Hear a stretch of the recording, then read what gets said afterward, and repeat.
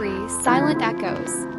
They say time heals, but what they don't tell you is that the healing process feels like being dragged barefoot across gravels, blindfolded while carrying a backpack full of unspoken pain. Second week of lectures, and I was already tired. Tired of smiling when I didn't feel like it. Tired of pretending everything was fine. Tired of trying to keep up with people who seem to have this whole university thing figured out from day one. Grief has a weird way of sneaking into your day when you least expect it.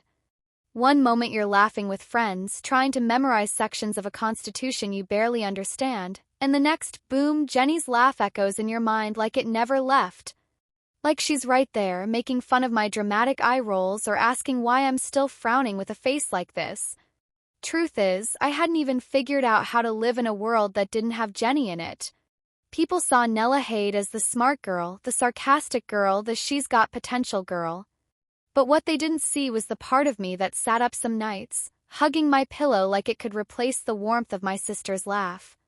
Part of me that still saved funny stories in my head, hoping I could share them with her. The part that felt guilty for moving forward. But life moves. Whether you're ready or not. Lectures were getting intense. One of our professors, Mr. Fords, had already given us a 20-page reading assignment and told us, "No pressure, it's just your future." Thanks, sir, very motivating. I had also begun to notice patterns with how Jane was the always prepared one, Lola was the "I'll read the night before" type, and me? I was somewhere between "I'll try my best" and "Lord, take the wheel." Angel and I still hadn't become friends. But we weren't enemies either. We lived like two people in a long-distance marriage, polite, civil, and emotionally unavailable. She did her thing, I did mine. Sometimes her boyfriend would come over and they'd watch movies on her laptop with earphones in. But somehow I could still hear every giggle, every whispered baby, and every kiss that echoed louder in my soul than in the room. Not because I wanted what they had. No. But because it reminded me that life goes on for some people faster than others. Emma had settled in just fine. Lola and Jane had become my chaos buddies, and Aaron was slowly but surely becoming a regular feature in my life.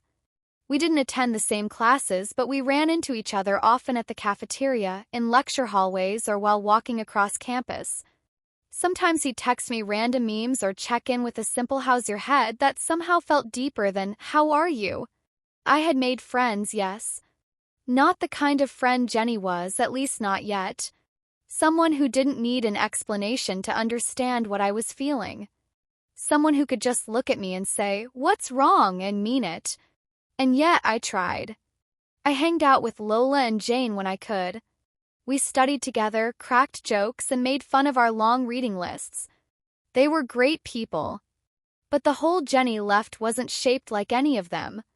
It was Jenny-shaped. And nothing else fit.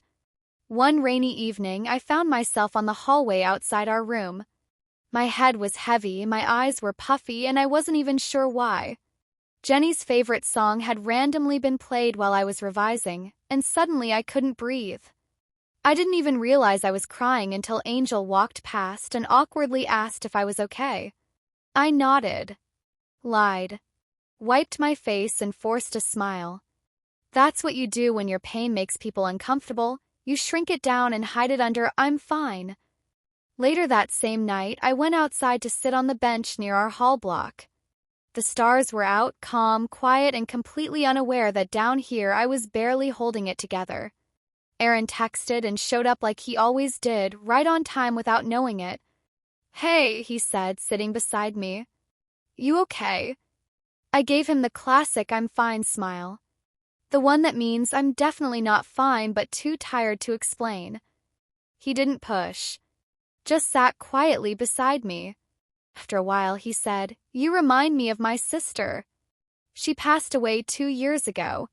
I froze, then I whispered, "Mine passed away too. Few months ago."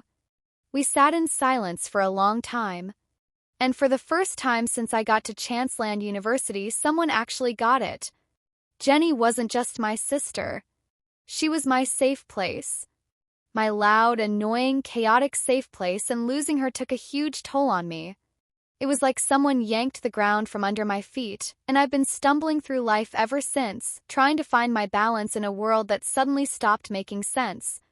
But I knew what she would want from me if she was here, so I promised myself I'd try again tomorrow.